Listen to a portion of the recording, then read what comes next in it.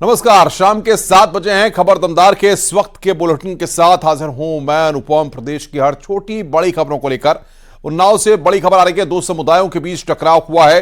इस दौरान मारपीट और पथराव की भी खबर है। घायल हुए एक शख्स की अस्पताल में इलाज के दौरान मौत हो गई है। मामला गंगाघाट थाना इलाके का है। घटना से आक्रोशित मृतक के परिजनों ने गंगा पुल पर जाम लगा दिया है। मौके पर SP Unnao, ASP, ADM, SDM समेत भारी पुलिस बल तैनात है। मृतक के परिजनों ने हंगामा किया है। मृतक की पत्नी की शिकायत पर पुलिस ने मुकदमा दर्ज किया। आरोपी की अरेस्टिंग के लिए पुलिस ने कई टीमों का गठन किया है।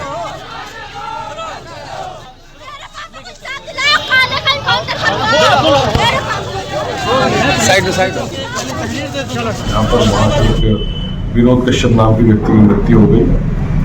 उक्त के संदर्भ में अभियुक्त की गिरफ्तारी हेतु टीमों का गठन किया चुका है और कतिपय प्लेटफॉर्म्स पर ये खबर प्रसारित की जा रही है कि धार्मिक कारणों से ये मारपीट की घटना घटित हुई, किंतु अवगत कराना है कि प्रथम सूचना रिपोर्ट में इस प्रकार का कोई भी आरोप अंकित वादनी के द्वारा नहीं किया गया है।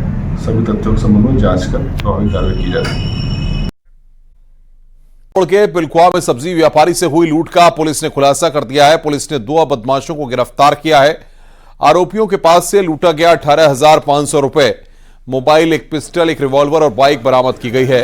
13 जनवरी को घर लौटते वक्त बाइक में लात मारने के बाद व्यापारी से लूट की घटना को क्रियान्वित किया गया था। वारदात में शामिल एक बदमाश धर्मराज की पुलिस तलाश कर रही है।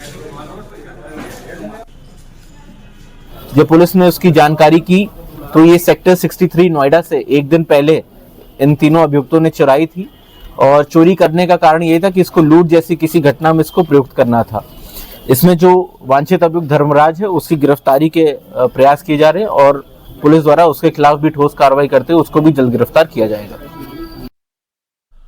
बदायूं पुलिस ने 3 नशा तस्करों को गिरफ्तार किया है। आरोपियों के पास से करीब 1.5 किलो अफीम बरामद हुई है। अफीम की कीमत करीब 80 लाख रुपए है। सहसवान थाना पुलिस ने चेकिंग के दौरान ज्वालापुर गांव के पास से गिरफ्तारी की है। पकड़े गए तस्कर ढाबा और ट्रक ड्राइवरों को अवैध अफीम बेचते थे।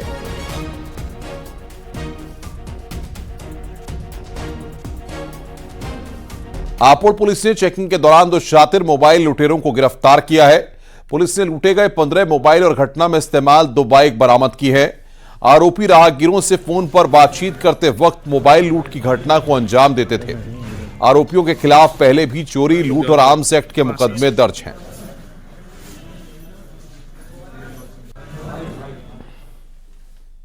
में अगर एक एवरेज कीमत मान के चले एक मोबाइल की 10 से 15 हजार के बीच में है और कुछ इसमें नकदी बरामद हुई है लगभग 3500 रुपए के आसपास।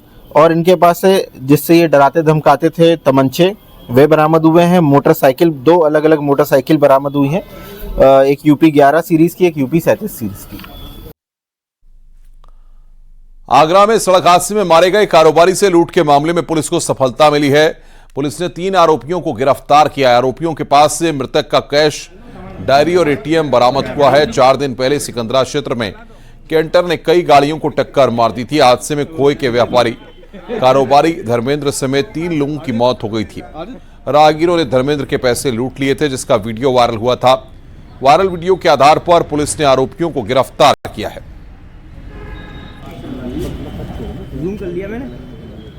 अवसर पर आप सभी के माध्यम से हम जन सामान्य को एक संदेश भी यह देना चाहते हैं, किसी भी एक्सीडेंट में आप एक गुड समारिटन की तरह यदि जो घायल व्यक्ति हैं उनको आप हॉस्पिटल पहुंचाते हैं, फर्स्ट एड में सहयोग करते हैं, तो आपको निश्चित तौर पर सभी के द्वारा रिकॉग्नाइज किया जाएगा, आपका एफर्ट आपको पुरस्कृत भी किया जाएगा। और इस तरह की कोई भी संवेदनशीलता को देखते हुए कोई गलत कार्रवाई करते हैं तो आपके खिलाफ कड़ी कानूनी कार्रवाई।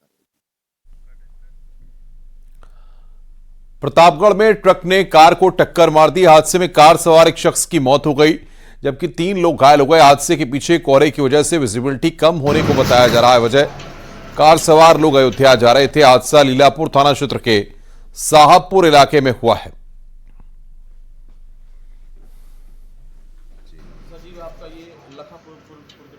वहां सर अपने भांजे को सर जी छोड़ते हैं हम और उसको छोड़ सर जी हमारे सर तिवारी जी सर उनको लेकर सर हम जाते सर जी अयोध्या।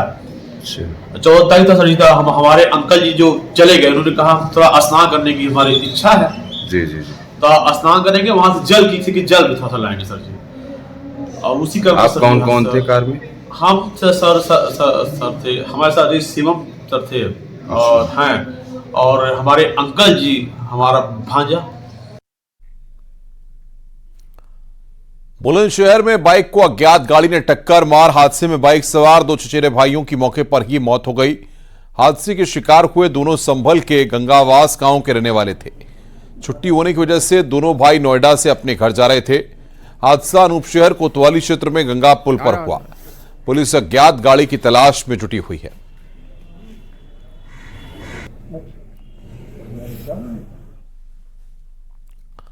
बुलंदशहर में बाइक सवार बाइक समेत नहर में गिर गया। बाइक और युवक का पता नहीं लगा। गड्ढा होने की वजह से हादसा हुआ है। हादसा पहासू थाना क्षेत्र में पलरा शाल नहर के पुल पर हुआ। परिजनों ने रेस्क्यू टीम पर लापरवाही का आरोप लगाया है।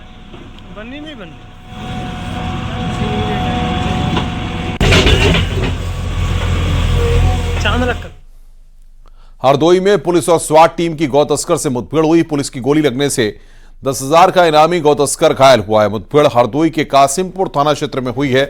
पिछले दिनों गौ तस्करों के कब्जे से कंटेनर में जिंदा और मरे हुए गौवंश बरामद हुए थे।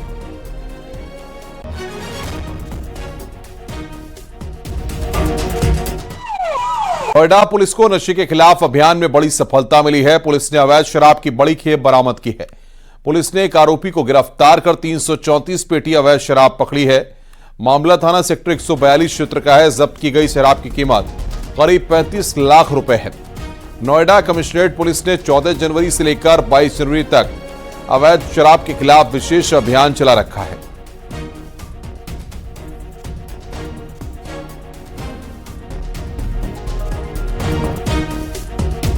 बुलंदशहर में बाइक को अज्ञात गाड़ी ने टक्कर मार दी। हादसे में बाइक सवार 2 चचेरे भाइयों की मौके पर ही मौत हो गई। हादसे के शिकार हुए दोनों संभल के गंगावास गांव के रहने वाले थे। छुट्टी होने की वजह से दोनों भाई नोएडा से अपने घर जा रहे थे। हादसा अनूपशहर कोतवाली क्षेत्र में गंगा पुल पर हुआ। पुलिस अज्ञात गाड़ी की तलाश में जुटी हुई है।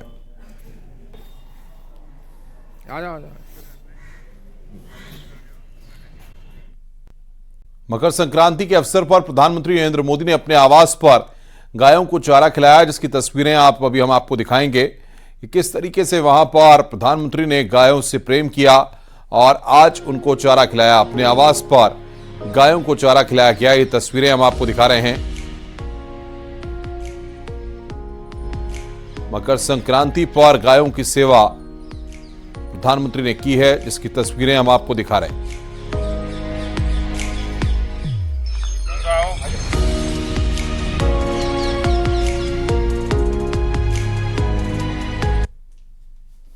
तो ये तस्वीरें मकर संक्रांति पर गायों को चारा खिलाते नजर आए प्रधानमंत्री नरेंद्र मोदी।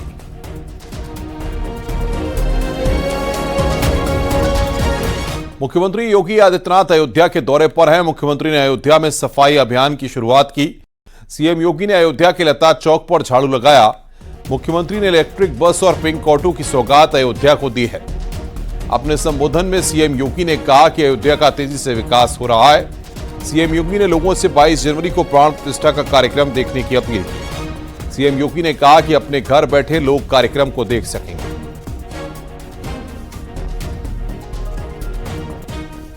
तो ये 2 तस्वीरें इस वक्त आपकी स्क्रीन पर। पहली तस्वीर सफाई अभियान की शुरुआत की और दूसरी ई वाहन की सौगात यहां पर हरी झंडी दिखाकर मुख्यमंत्री योगी आदित्यनाथ ने दी। वो तस्वीर हम आपको दिखा रहे हैं।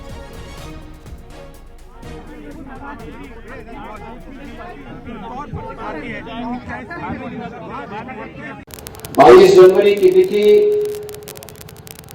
भारत की श्रद्धा और आस्था को सम्मान देने की तिथि है। तब भारत के स्वाभिमान और सम्मान को पुनर्स्थापित करने की भी एक पावन तिथि है। जब सब प्रभु श्री राम 500 वर्षों के बाद अपने भव्य मंदिर में फिर से विराजमान होकर के न केवल अयोध्या धाम में बल्कि प्रदेश और देश में राम राज्य की स्थापना का जो कार्य 2014 में प्रारंभ हुआ था, इसे मूर्त रूप प्रदान करते हुए यशस्वी भविष्य की कामना के साथ हमें अपना आशीर्वाद प्रदान करेंगे। स्वाभाविक रूप से इस पौराणिक और ऐतिहासिक महत्व की महत्वपूर्ण तिथि को आने वाले श्रद्धालुओं, भक्तों, आस्थावान यात्रियों और पर्यटकों की सुविधा के लिए पूरी अयोध्या सज धज रही है। यहां की अयोध्या में प्राण प्रतिष्ठा से पहले प्रधानमंत्री मोदी के आह्वान पर बीजेपी का धार्मिक स्थलों पर सफाई अभियान जारी है। पार्टी के दिग्गज आज सफाई अभियान के लिए ग्राउंड जीरो पर उतरे हुए हैं। बीजेपी के सफाई अभियान की कुछ तस्वीरें आपकी टेलीविजन स्क्रीन पर हम आपको दिखा रहे हैं। बीजेपी अध्यक्ष जेपी नड्डा, यूपी बीजेपी के अध्यक्ष भूपेंद्र चौधरी, महामंत्री संगठन धर्मपाल सिंह और यूपी के दोनों डिप्टी सीएम ने इस अभियान में हिस्सा लिया।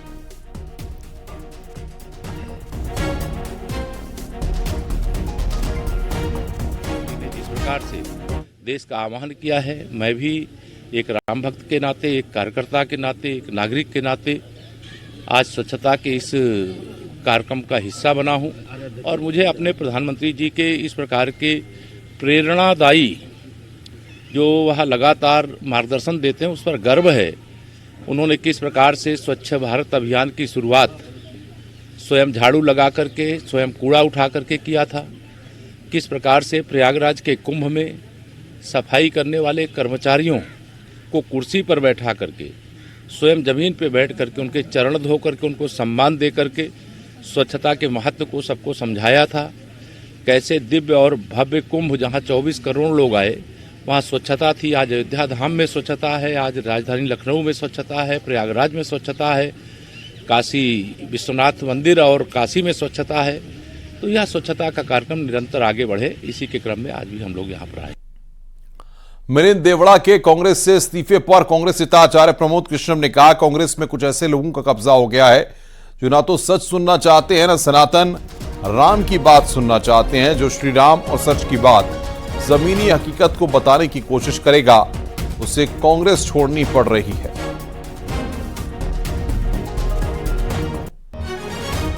कुछ ऐसे लोगों का कब्जा हो गया है जो ना तो सच सुनना चाहते हैं और न सनातन की बात सुनना चाहते हैं, न राम की बात सुनना चाहते हैं। जो राम की बात करेगा, जो सच की बात करेगा, जो जमीनी हकीकत को बताने की कोशिश करेगा, उसको कांग्रेस छोड़नी पड़ रही है धीरे धीरे। मिलिंद देवड़ा का जाना बहुत दुखद और अफसोसजनक है और भगवान राम के मंदिर के निमंत्रण को जिस तरह से ठुकराने का काम किया है जी, तो मुझे लगता है कि भगवान राम का प्रकोप प्रारंभ हो गया है। उत्तर प्रदेश में सीटों के बंटवारे पर रालोद के महासचिव संगठन त्रिलोक त्यागी ने कहा कि अखिलेश जैन मिलकर उत्तर प्रदेश में सीटें तय करेंगे। यह सैद्धांतिक रूप से तय है कि जहां पर जो बड़ा दल होगा वो सीट तय करेगा।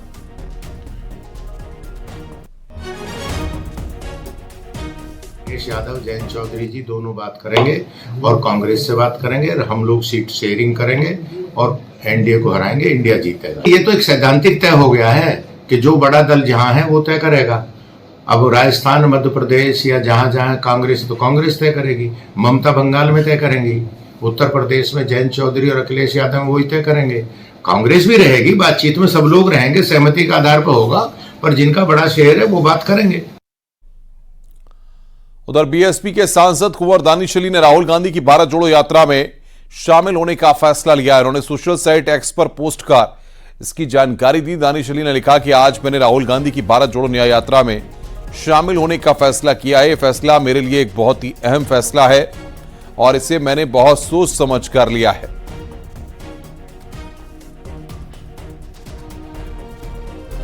कैबिनेट मंत्री रविंद्र जायसवाल ने राहुल गांधी मंदबुद्धि करार दिया है। यात्रा को लेकर पूछे गए सवाल पर उन्होंने कहा कि वो राहुल गांधी को नहीं जानते और उन्हें मंदबुद्धि की संज्ञा दी है।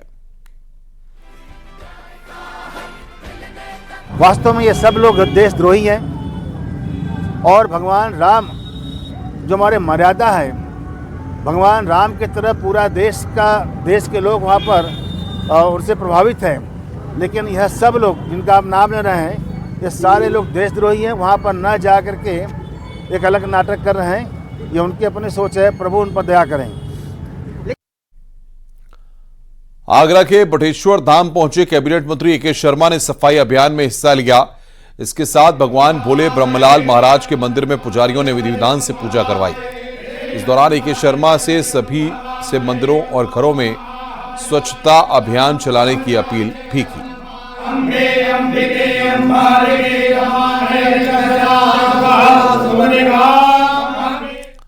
अखिलेश यादव पर मंत्री एसपी सिंह बघेल ने निशाना साधा। उन्होंने कहा कि विश्व हिंदू परिषद को धन्यवाद देना चाहिए कि उन्होंने कार सेवकों पर गोली चलवाने वाली पार्टी को भी निमंत्रण दिया। मुस्लिम वोट के तुष्टीकरण के कारण इंडिया गठबंधन के नेता प्राण प्रतिष्ठा आयोजन में नहीं जाएंगे। तो दुश्मन हमारे दुश्मन का दुश्मन हमारा दोस्त के सिद्धांत पर दुर्लभ ही संधियां हुआ करेंगी। ऐसी इंडिया एक शेप ले रहा है। बीएसपी यदि उसमें जा रही है, उनका आउटलुक है, लेकिन इंडिया वालों को सोचना चाहिए कि 2019 में सपा बसपा के गठबंधन के बावजूद, मैं बड़ी महत्वपूर्ण बात कर रहा हूँ, समाजवादी पार्टी के नेताओं, समाजवादी पार्टी के सैफी परवान ने उत्तर प्रदेश की 80 सीटों में टॉप 5 को चुना, क्योंकि उनको कोई हाईकमान नहीं देता है। वो डाइनिंग टेबल पे बैठ के अपना क्षेत्र तय करते हैं। सीतापुर पहुंचे वित्त मंत्री सुरेश खन्ना ने नर्मदेश्वर मंदिर परिसर में साफ सफाई कर स्वच्छता का संदेश दिया। इस दौरान सुरेश खन्ना ने समाजवादी पार्टी और इंडिया गठबंधन पर निशाना साधा। उन्होंने कहा कि अखिलेश यादव अपने विचारों पर फिर से मंथन करें। उन्होंने कहा कि आज पूरे देश की जनभावना राम मंदिर के साथ है। 2024 में उत्तर प्रदेश में विपक्षी ढूंढने पर भी नहीं मिलेंगे। हमारे राजनीतिक क्षेत्र में तमाम सेकुलरिस्टों ने धर्म से दूर रहने का जो संदेश दिया, उसने हमारे देश को, हमारी नई पीढ़ी को सबसे ज़्यादा नुकसान पहुंचा है। धार्मिक व्यक्ति ज़्यादा न्यायप्रिय होता है, ज़्यादा कर्तव्य परायणता उसके अंदर होती है। आज मुझे खुशी है इस बात की कि हमारे प्रधानमंत्री जी ने और हमारे मुख्यमंत्री जी ने एक रोल मॉडल बनकर हमारे सामने जो विषय रखा है, उसके लिए हम वास्तव में अभिभूत हैं। अयोध्या में 22 जनवरी को श्री रामलला की प्राण प्रतिष्ठा समारोह को लेकर जहां पूरे देश में उत्साह है, वहीं राम भक्त भी इस शुभ घड़ी को यादगार बनाने के लिए प्रभु राम के दर्शन के लिए आतुर दिख रहे हैं। देश में कोने कोने से राम भक्त पैदल सैकड़ों किलोमीटर पैदल चलकर अयोध्या धाम के लिए जा रहे हैं। वहीं बिहार के मुजफ्फरपुर और पूर्णिया से कई युवा राम नाम का जयकारा लगाते हुए पैदल अयोध्या जा रहे हैं, जिनका संत कबीर नगर में स्वागत किया गया। मैं मुजफ्फरपुर बिहार से चलकर अयोध्या तक की पैदल यात्रा कर रहा हूँ। मेरा आज 8 रोज हो चुका है। मैं 5 जनवरी को निकला था। राम जी का बहुत बड़ा कि राम जी आ रहे हमारे अथी में, उनके प्राण प्रतिष्ठा में हमें शामिल होना है। जय जय श्री। भगवान राम की प्राण प्रतिष्ठा से पहले पूरा देश राम में हो चुका है। भगवान कृष्ण की नगरी में भी राम नाम की गूंज सुनाई दे रही है। आज श्री कृष्ण जन्मभूमि संघर्ष न्यास के बैनर तले सैकड़ों कृष्ण भक्तों ने अपने लड्डू गोपाल को भगवान राम का स्वरूप धारण कराया। उन्हें धनुष बाण धारण कराए गए और श्री कृष्ण जन्मभूमि क्षेत्र की परिक्रमा कर खुशी जाहिर की गई।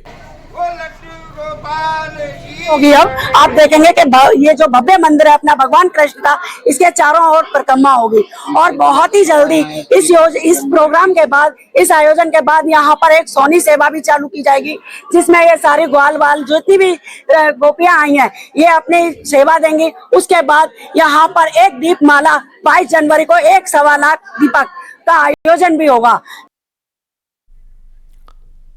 प्राण प्रतिष्ठा के लिए गाजियाबाद में राम बारात निकाली गई। शालीमार गार्डन में राम की बारात निकाली गई, जिसमें भारी संख्या में लोग शामिल हुए। साथ ही बलिदान देने वाले कार सेवकों को भी याद किया गया।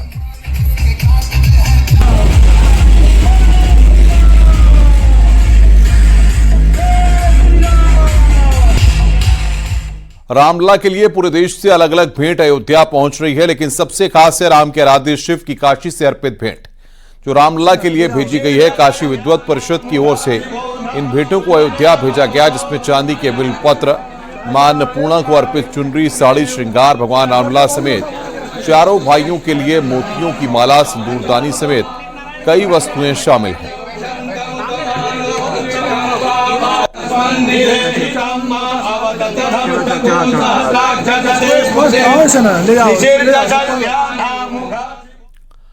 कन्नौज से भारतीय जनता पार्टी के सांसद सुब्रत पाठक ने इंडिया गठबंधन पर सवाल खड़ा करते हुए कहा है कि इंडिया गठबंधन अलीबाबा चाली चोर जैसा है।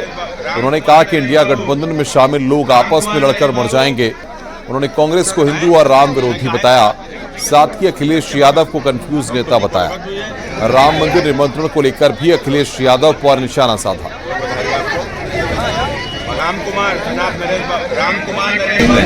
सुबह कुछ बोलते हैं, शाम को कुछ बोलते हैं। जब इनके पास में ये पहले कहते हैं कि हमारे पास में निमंत्रण मिलेगा तो हम जाएंगे, उसके बाद में जब इनको निमंत्रण मिल जाता है तो इनकी पार्टी का एक सांसद जिसके पैर कब्र में लटके हुए हैं वो कहता है क्या नाम कि वो मस्जिद शहीद कर दी गई, तो ये मंदिर जाने से मना कर देते हैं। रुक रहे हैं यहां पर एक ब्रेक के लिए। खबरों का सिलसिला लगातार जारी है।